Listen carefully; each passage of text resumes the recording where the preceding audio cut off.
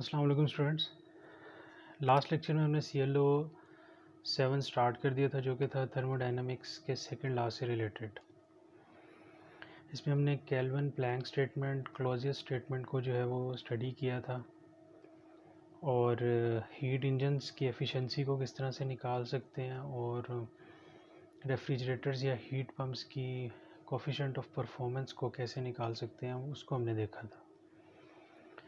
तो second law of thermodynamics में हम लोग अब पहले भी हमें क्लास में डिस्कस कर चुके हैं एंट्रोपी को।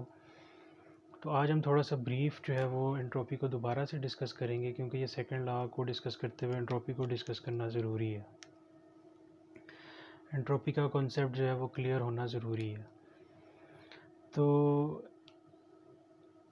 इसमें हम लोग थर्ड स्टेटमेंट जो है सेकंड लॉ ऑफ थर्मोडायनामिक्स के, उसको भी देखेंगे। दो स्टेटमेंट्स को हम देख चुके हैं, थर्ड स्टेटमेंट जो है वो हम एंट्रोपी के पर्सपेक्टिव से देखेंगे। तो सबसे पहले तो हमें ये पता होना चाहिए कि एंट्रोपी एक्चुअली में होती क्या है।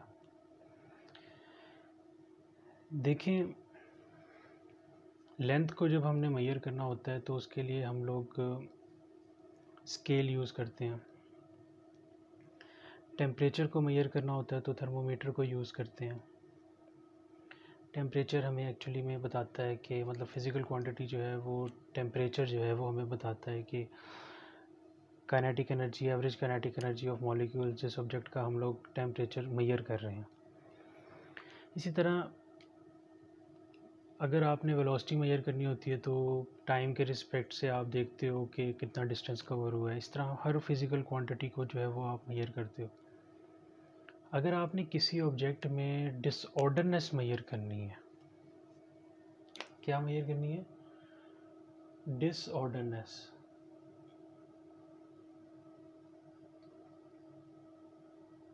डिसऑर्डरनेस मेजर करनी है तो उसके लिए जो आप क्वांटिटी मेजर करोगे वो होगी एंट्रोपी।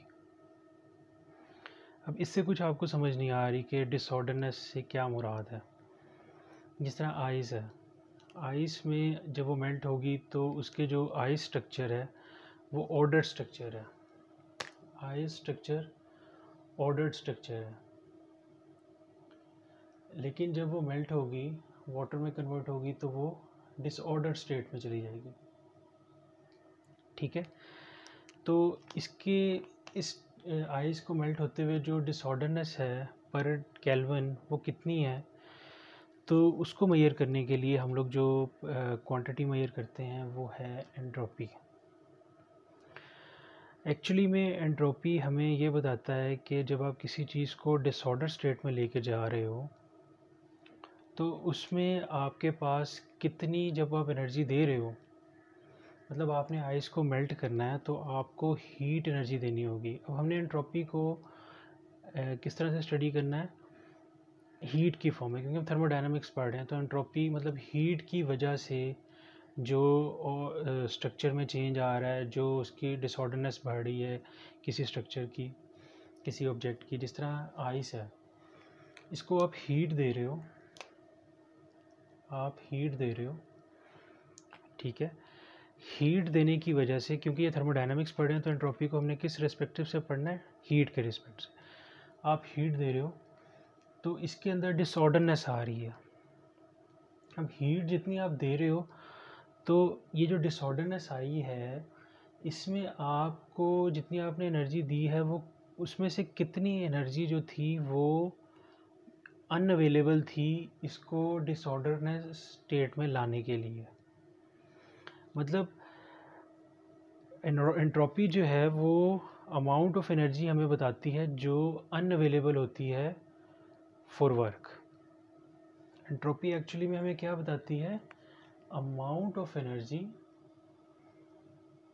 अमाउंट ऑफ एनर्जी, वो amount of energy, heat is a form of energy, amount of energy that is unavailable for work। वो एनर्जी मतलब हम लोगों ने क्वांटिफाई करना है ना, हमने मतलब हम सिस्टम को कित एनर्जी दे रहे हैं, उसमें से कितनी एनर्जी हमें वर्क में यूज़ हो रही है और कितनी एनर्जी ज़ाया जा रही है। ठीक है, तो उस एनर्जी को मेजर कैसे करेंगे? By using entropy. वो एनर्जी जो अनअवेलेबल है, मिसाल के तौर पे हीट इंजन्स की हम बात ले लेते हैं। लास्ट लेक्चर में हमने गैसोलीन इंजन्स को देखा था, उसमें हमने देखा कि मतलब लेट्स सपोज कि एक थर्मल रिजर्वायर है, वो 400 केल्विन डिग्री सेल्सियस पे है, उसमें से आप हीट एनर्जी ले रहे हो। अब वो सपोज कर लें कि वो 500 जाउल्स है। 500 जाउल्स में से जो एनर्जी कन्वर्ट हो रही है वर्क में, वो लेट्स सपोज 200 जाउल्स है। लेट्स सपोज 300 जाउल्स जो हीट है, जो हमारा हीट इंजन ले रहा था थर्मल रिजर्वायर से, वो एनर्जी बाहर निकल रही है, सिंक में जा रही है, वो अनअवेलेबल एनर्जी है। तो एंट्रोपी क्या है इसमें निकलेगी? मतलब अगर हम टेम्परेचर को करें पूरी एंट्रोपी कैलकुलेट करें, तो वो 300 जाउल्स जो है वो अनअवेलेबल एनर्जी है। यही था हमारा कि हम हीट इंजन को किस तरह से, ये थर्मल रिजर्वायर था, ये हीट इंजन था जिससे हम वर्क ले रहे थे, और ये हमारा सिंक था जिसमें हीट यहाँ से let's suppose Q1 amount of heat मिल रही थी, W अमाउंट ऑफ वर्क, और ये Q2 जो है वो, तो Q2 जो है वो एनर्जी है जो अनअवेलेबल है टू परफॉर्म वर्क। ये वाली एनर्जी परफॉर्म नहीं करी वर्क। Q1 का कुछ हिस्सा जो है वो परफॉर्म कर रहा है वर्क को, कुछ हिस्सा जो है वो सिंक में जा रहा है, और वो भी ज़रूरी है। तो एक्चुअली में एंट्रोपी हमें amount of energy that is unavailable for work वो बताती है। और अगर आपसे कोई सवाल करे कि एंट्रोपी किसकी ज़्यादा होती है, गैसेस की ज़्यादा होती है, लिक्विड की ज़्यादा होती है, या सॉलिड्स की ज़्यादा होती है? जहाँ पे स्ट्रक्चर डिसऑर्डर होगा ज़्यादा, वहाँ पे एंट्रोपी ज़्यादा होगी। इसका क्या मतलब है? मतलब सॉलिड्स में एंट्रोपी कम होगी, लिक्विड्स में उससे एंट्रोपी ज़्यादा होगी, क्योंकि वो डिसऑर्डर में सॉलिड से ज़्यादा डिसऑर्डर है। लिक्विड से ज़्यादा एंट्रोपी जो है वो गैसेस की होगी। तो अगर हम लोग, इसका क्या मतलब है कि एंट्रोपी गैसेस में ज़्यादा होती है? इसका मतलब ये है कि अगर हम लोग गैसेस से वर्क ले रहे हैं और उसी फेज़ में हम लोग लिक्विड से वर्क ले रहे हैं, तो गैसेस के केस में एंट्रोपी ज़्यादा है, तो डैट मीन्स कि इरिवर्सिबिलिटी जो है वो गैसेस में ज़्यादा होती है। इरिवर्सिबिलिटी ज़्यादा होती है, तो उसमें एंट्रोपी ज़्यादा है। तो हमें जो amount of work, same amount, अगर हम लोगों ने 1 kg स्टीम ली है और 1 kg हमारे पास वाटर है, तो सेम अमाउंट है। और अगर हमने कोई ऐसा सिस्टम बनाया है कि जिसमें हम लोग देखना चाह रहे हैं कि हमें वर्क, कोई ऐसी डिवाइस बनाई है कि अब टरबाइन है, टरबाइन पे गैस स्टीम टरबाइन है और एक हाइडल टरबाइन है, तो हाइडल टरबाइन में हमें 1 kg ऑफ वाटर से ज़्यादा काम मिल रहा है एज़ कम्पेयर टू जो गैस है जिस पे हम स्टीम करें, उसमें एंट्रोपी जो है वो ज़्यादा होगी, अनअवेलेबल वर्क जो है वो ज़्यादा होगा। वो डिपेंड करता है कि किस प्रेशर पे हम लोग स्टीम को जो है वो हिट करवा रहे हैं टरबाइन के साथ, स्टीम टरबाइन के, तो ये डिपेंड करता है। लेकिन एंट्रोपी अगर हम कैलकुलेट करेंगे दोनों केसेस में, तो वो एंट्रोपी जो है वो ज़्यादा होगी गैसेस की एज़ कम्पेयर टू लिक्विड्स, अगर हम सेम कंडीशंस भी रख लेते हैं। तो क्योंकि डिसऑर्डरनेस उसमें ज़्यादा होती है, तो एंट्रोपी एक्चुअली में हमें क्या बताती है? The energy that is unavailable for work. इधर से भी आपको क्लियर हो रहा है, the energy that is unavailable for work. और entropy of the universe is always increasing. अब सबसे पहले तो यूनिवर्स को समझना है ना, सिस्टम और सराउंडिंग आपकी यूनिवर्स है, system plus surrounding. System plus surrounding की एंट्रोपी अगर इक्वल टू 0 है, सिस्टम प्लस सराउंडिंग की एंट्रोपी अगर इक्वल टू 0 है, change in the entropy of the system plus change in the entropy of the surrounding, दोनों को consider करना है। अगर एक चीज़ को कर रहे हैं तो उसमें नेगेटिव हो सकती है। Change in the entropy of the system अगर हम देख रहे हैं change in entropy of the system plus change in entropy of surrounding is equal to zero, तो ये आपका क्या है, system plus surrounding change in entropy of universe is equal to zero है। तो इसका क्या मतलब हुआ, इसका ये मतलब हुआ कि आपका जो प्रोसेस है वो रिवर्सिबल है। जैसे जैसे आपकी एंट्रोपी जो है वो सिस्टम और सराउंडिंग की ज़ीरो से ज़्यादा होगी तो इरिवर्सिबिलिटीज़ ज़्यादा होती जाएंगी। तो अगर तो change in entropy of the universe is greater than zero हो सकता है, तो इरिवर्सिबल टी की तरफ जा रहा है सिस्टम। तो जो आपकी एंट्रोपी है वो ग्रेटर देन और इक्वल टू ज़ीरो होती है यूनिवर्स।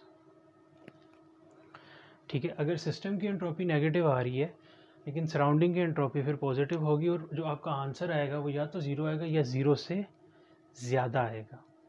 एंट्रोपी नेगेटिव हो सकती है लेकिन फिर सराउंडिंग की एंट्रोपी जो है वो पॉजिटिव होगी। तो इस कॉन्सेप्ट को कि एंट्रोपी इज़ ऑलवेज इंक्रीजिंग, ये है आपकी थर्ड स्टेटमेंट ऑफ थर्मोडायनामिक्स। और नेचुरल प्रोसेसेस में एंट्रोपी जो है वो पॉजिटिव होती है हमेशा। तो इट इज़ इम्पॉसिबल, अब कोई भी थर्मोडायनामिक प्रोसेस होता है उसमें ये पॉसिबल नहीं है कि थर्मोडायनामिक प्रोसेस में कि एंट्रोपी जो है वो डिक्रीज़ कर रही हो, इट इज़ इम्पॉसिबल। तो थर्ड स्टेटमेंट है, तो पहली स्टेटमेंट भी इट इज़ इम्पॉसिबल से स्टार्ट की थी, सेकंड स्टेटमेंट भी इट इज़ इम्पॉसिबल, ये थर्ड स्टेटमेंट है। तो वो मैं लिख देता हूँ, it is impossible, it is impossible in a thermodynamic process, it is impossible in a thermodynamic process for entropy to decrease, for entropy to, ऐसा नहीं हो सकता कि एंट्रोपी जो है वो डिक्रीज़ हो रही हो, एक प्रोसेस हो रहा है और एंट्रोपी डिक्रीज़ हो रही है ओवरऑल। तो ये है आपकी थर्ड स्टेटमेंट सेकंड लॉ से related. It is impossible in a thermodynamic process for entropy to decrease. All right, तो अब हम थोड़ा सा इस कॉन्सेप्ट को आपको मैं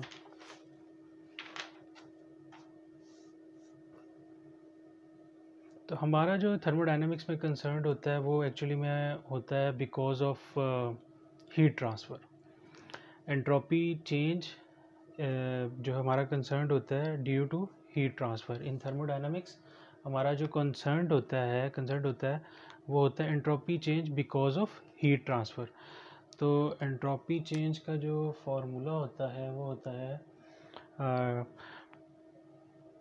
Q/T,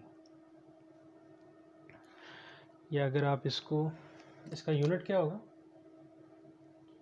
हीट का यूनिट क्या होगा, जॉल्स, ठीक है, केल्विन, जॉल्स पर केल्विन।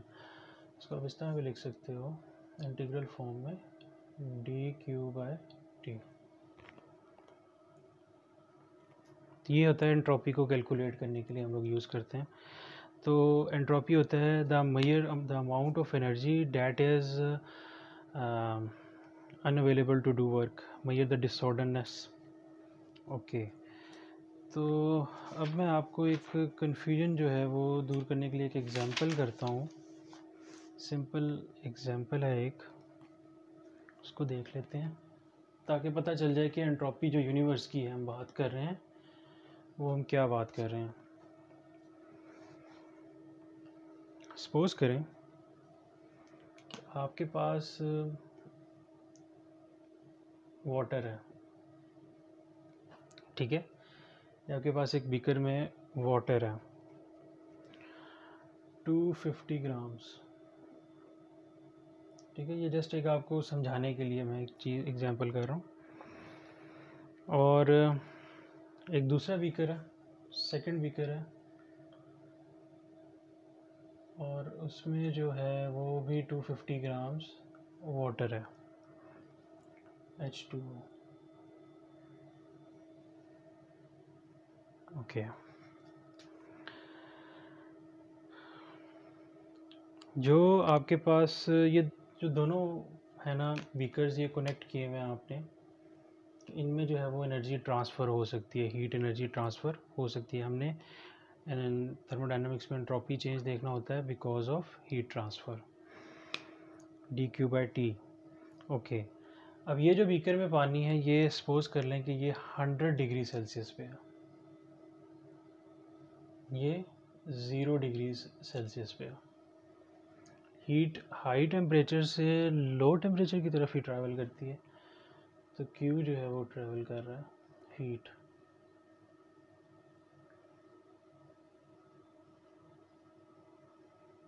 और बाकी जो सराउंडिंग है उसको ये समझ लें कि ये हमारे दो सिस्टम्स हैं, इसकी अंदर जो प्रॉपर्टीज़ में चेंज आ रहा है वो इस सिस्टम की प्रॉपर्टीज़ में जो चेंज आ रहा है वो इसकी वजह से आ रहा है। तो इस सिस्टम की सराउंडिंग क्या होगी, ये, और इसमें जो चेंज आ रहा है वो इसकी वजह से आ रहा है, तो ये सिस्टम की सराउंडिंग क्या होगी।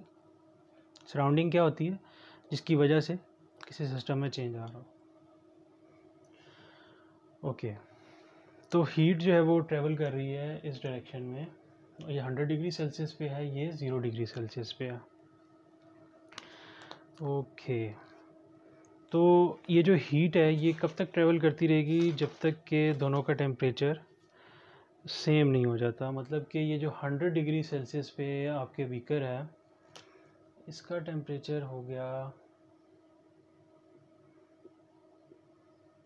लेट्स सपोज के 50 डिग्री सेल्सियस, और इसका टेम्परेचर भी हो गया 50 डिग्रीज सेल्सियस। तो क्या होगा कि हीट जो है वो ट्रांसफ़र होना रुक जाएगी। 100 डिग्री सेल्सियस पे 0 पे था, तो हीट ट्रांसफ़र हो रही थी, 50-50 हुआ, तो फिर हीट जो है वो ट्रांसफ़र नहीं होगी। ओके, तो अब हम लोगों ने ये दो सिस्टम्स हैं हमारे पास जो एक दूसरे के लिए सराउंडिंग भी हैं, तो ये सिस्टम, इसको मैं कह देता हूँ 1 कह देता हूँ, इसको मैं 2 कह देता हूँ।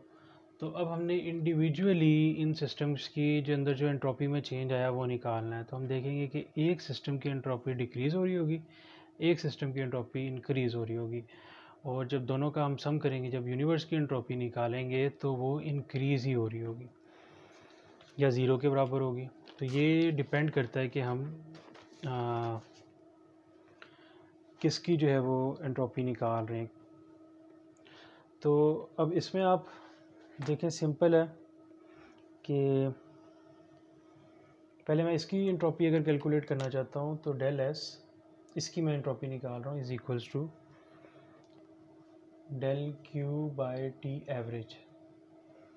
आप इसकी एंट्रोपी जो है ना वो इस तरह भी निकाल सकते हो, डी क्यू बाई टी से भी निकाल सकते हो। उसमें फिर आपको, वो भी हम न्यूमेरिकल करेंगे, लेकिन आप अगर टी टेम्परेचर एवरेज लेते हो ड्यूरिंग द प्रोसेस, तो तब भी आपका आंसर जो है वो ज़्यादा फ़र्क नहीं आता। अगर आप इंटीग्रल के बगैर भी करते हो तो उससे कोई ज़्यादा फ़र्क नहीं पड़ता। तो हम इंटीग्रल वाला भी करेंगे, अभी हम टी एवरेज से निकाल रहे हैं एंट्रोपी चेंज। हम दोनों तरीक़ों से भी करेंगे अलग एग्जाम्पल में। तो अब आप डी क्यू कैसे निकालोगे, तो change in entropy, delta Q कैसे निकालोगे। डेल्टा क्यू आपको पता है वो कैसे होता है, M C delta T, C P या सी वी नहीं होगा क्योंकि गैस नहीं है, divided by T average. Mass आपको गिवन है 250 ग्राम्स, इसको केजी में कन्वर्ट कर लें आप, सिंपल है।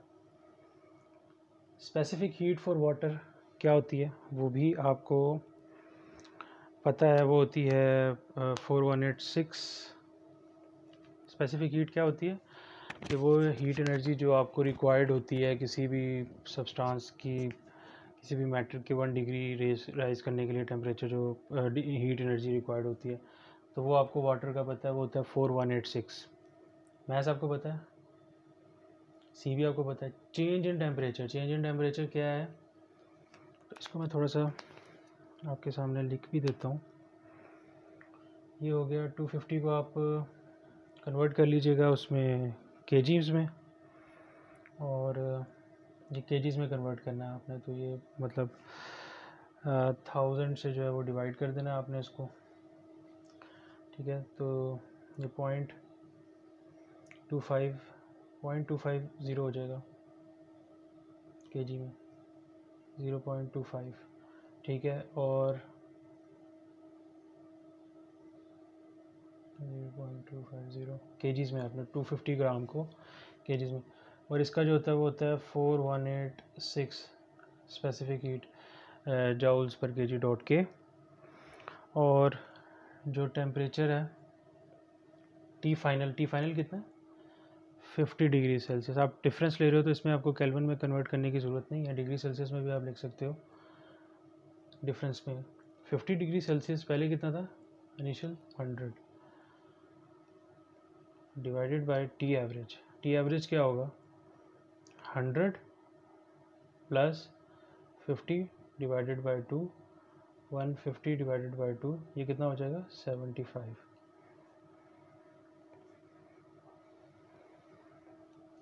अब ये टेम्परेचर आप अकेला लिख रहे हो ना, तो इसमें आपको केल्विन में कन्वर्ट करना है। 75 को वो 348 हो जाएगा एवरेज टेम्परेचर लिया ना आपने। ये final minus initial mass specific heat, final minus initial T average, average आपको मैंने बता दिया 75। उसको हम जब केल्विन में कन्वर्ट करेंगे तो वो हो जाएगा, उसको लाजमी केल्विन में करना है, 348। ओके, तो इसके लिए जो आपका डेल्टा एस आएगा वो आपका ऑब्वियसली माइनस में आएगा, -150.4 जाउल्स पर केल्विन।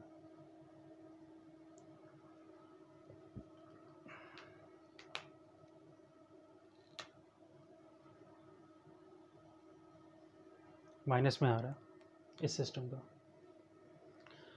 ओके, अब इसका सेकंड का आप जब डेल्टा एस निकालते हो,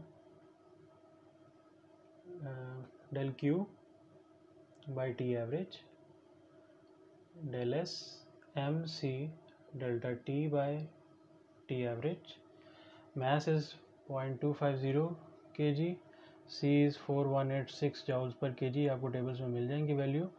delta T, what is delta T, final minus initial, 50 minus 0, final minus initial, तो ये हो जाएगा 50 minus 0 divided by T average. T average क्या होगा, 0 plus 50 divided by 2, 50 divided by 2, 25।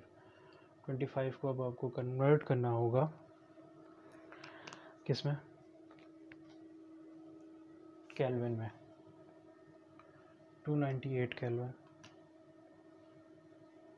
तो ये आपके पास जो आएगी चेंज इन एंट्रोपी वो आएगी 175.6 जाउल्स पर केल्विन। तो एक सिस्टम की एंट्रोपी डिक्रीज़ हो रही है क्योंकि वो हीट लूज़ कर रहा है ना। जब हीट लूज़ कर रहा है तो उसका टेम्परेचर कम हो रहा है, तो वो डिसऑर्डरनेस स्टेट से थोड़ा ऑर्डरनेस स्टेट पे आ रहा है, इसलिए इसकी एंट्रोपी कम हो रही है। इसमें हीट जा रही है, जब आप हीट दे रहे हो तो उसके अंदर मॉलिक्यूल्स की वाइब्रेशन बढ़ रही है, वो दूर दूर जा रहे हैं, तो एंट्रोपी इसकी इंक्रीज़ हो रही है। तो एक सिस्टम की एंट्रोपी इंक्रीज़ हो रही है, एक सिस्टम की एंट्रोपी डिक्रीज़ हो रही है। ये सिस्टम और सराउंडिंग का आपको पता चल गया। तो ओवरऑल चेंज क्या होगा, एंट्रोपी जो टोटल होगा ये यूनिवर्स का हो जाएगा -150.4 प्लस 175.6। तो ओवरऑल जो चेंज आएगा वो आएगा डेल्टा एस का 25.2 जाउल्स पर केल्विन। या तो ये ज़ीरो हो सकता था, अगर ज़ीरो नहीं है तो ये इरिवर्सिबल प्रोसेस है और इसकी एंट्रोपी जो ओवरऑल चेंज है वो पॉजिटिव है। This would be the energy that is unavailable for doing for the change for the disorderness in the system. वो कितनी है, 25.255 जाउल्स पर केल्विन, हर केल्विन चेंज में जो अनअवेलेबल एनर्जी है वो इतनी है। अगर आप 1 केल्विन चेंज के लिए जितनी एनर्जी आप दे रहे हो उसमें से जो कितनी केल्विन एनर्जी के लिए हम दे रहे हैं एनर्जी, तो वो मतलब 4186, इसको आप मैथ्स के साथ देख लीजिएगा, 4186 जाउल्स पर 1 केल्विन चेंज के लिए आप एनर्जी दे रहे हो मैथ्स के हिसाब से। मतलब अगर ये फ़र्ज़ करें 1 kg होता, तो अगर उसको 1 डिग्री चेंज के लिए हमें कितनी एनर्जी रिक्वायर्ड होती, 4186। तो उसमें जो अनअवेलेबल एनर्जी है वो 25.25 जो है वो, मतलब अगर हम उसकी एंट्रोपी कैलकुलेट करें अगर, तो अभी 250 में जो आप एनर्जी दे रहे हो 1 डिग्री चेंज के लिए, इसमें तो डिग्रीज़ हो रही है इसमें, तो उसमें से भी जो है वो जो 250 ग्राम के एनर्जी को चेंज करने के लिए जो 1 केल्विन एनर्जी को बढ़ाने के लिए या कम करने के लिए जो एनर्जी जो लूज़ हो रही है, जो अवेलेबल नहीं है, इस ऑपरेशन को परफॉर्म करने के लिए, वो है 25.25 जितनी आप एनर्जी दे रहे हो। ओके, तो इसका मतलब ये है कि the energy that is unavailable to do work, वो एनर्जी जो आपका सिस्टम के डिसऑर्डरनेस को बढ़ा रही है, उसमें जो एनर्जी अनअवेलेबल है उसको करने के लिए, दैट इज़ डिसऑर्डरनेस करने के लिए आपको वर्क करना पड़ेगा ना। एक बुक्स पढ़ी हुई है, आपको उसको बुक्स को बिखेरने के लिए आपको वर्क करना पड़ेगा। उसको बिखेरने के लिए जो एनर्जी रिक्वायर्ड है वो यूज़ हो रही है, जो आप परफॉर्म कर रहे हो। आप 100 जाउल्स वर्क परफॉर्म कर रहे हो किताबों को बिखेरने के लिए, लेकिन आपको उसमें से जो लॉस हो रही है एनर्जी, जो आप जो वर्क कर रहे हो 100 जाउल्स, उसमें से जो एनर्जी आपके वर्क में काम नहीं कर रही, डिसऑर्डरनेस परफॉर्म करने में काम नहीं आ रही, वो लेट्स सपोज आपकी वो होगी एंट्रोपी, वो आ जाती है 100 में से आप निकालते हो तो वो आपकी आ जाती है, वो आप एंट्रोपी के परफॉर्म करते हो तो आती है 5 जाउल्स। तो वो वाली एनर्जी है, ये मैं आपको हीट ट्रांसफ़र के पर्सपेक्टिव से नहीं बताया। तो अगर आप हीट ट्रांसफ़र के ज़रिए देख रहे हो तो उसमें तो आपका फिर वो टेम्परेचर का भी कॉन्सेप्ट आएगा, तो उसमें वो बताएगा कि इतनी एनर्जी जो है वो अनअवेलेबल होगी पर 1 केल्विन चेंज के लिए जो है, इतनी एनर्जी वो अनअवेलेबल है। 1 केल्विन चेंज के लिए आप जितनी एनर्जी दे रहे हो उसमें से जो एनर्जी अनअवेलेबल है उस चेंज को लाने के लिए वो है आपकी entropy. Okay, energy that is unavailable to perform work.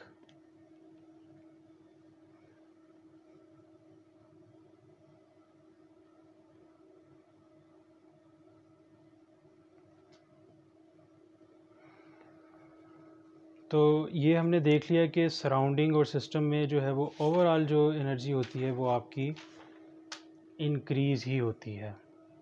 अब हम सेकंड एग्जांपल जो है वो देखते हैं। तो सेकंड एग्जांपल हम देखते हैं, उसके लिए मैं नेक्स्ट वीडियो जो है वो रिकॉर्ड करता हूँ।